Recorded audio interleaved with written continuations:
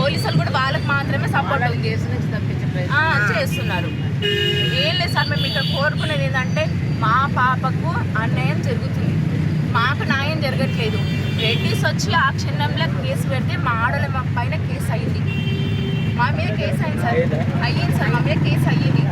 మా మీద ఎందుకు కేసు అయింది సార్? కొట్టేది వాళ్ళ వంతే, చంపేది వాళ్ళ వంతే, మాటలు అల్లేది వాళ్ళ వంతే, కేసులు అయ్యేది వాళ్ళ వంతేనా సార్? అంటే మేమేం చేయాలి సార్? ఇంకా అంటే మేము ప్రాణాలు తీయించుకోవాలి, కొట్టించుకోవాలి, వాళ్ళు కాలు పట్టుకోవాలి అనే రాటి మాటలు అనిపించుకోవాలి.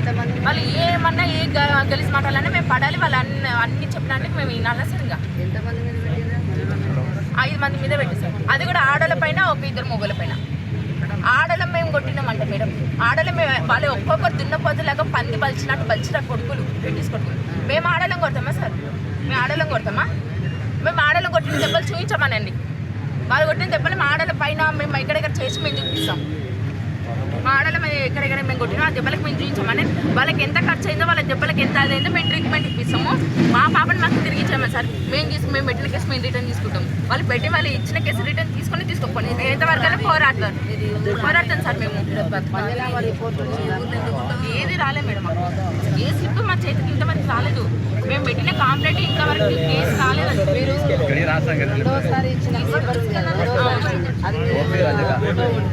ఫోటో ఉంది మేడం, ఇక్కడే చేస్తాం, మేము ఇక్కడే ఉంటాం.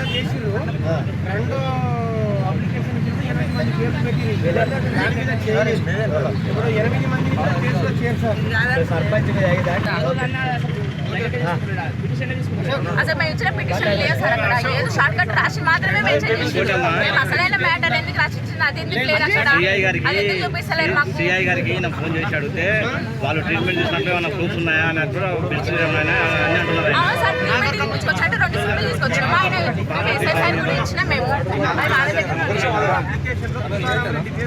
ఉంది సార్, ఉంది సార్.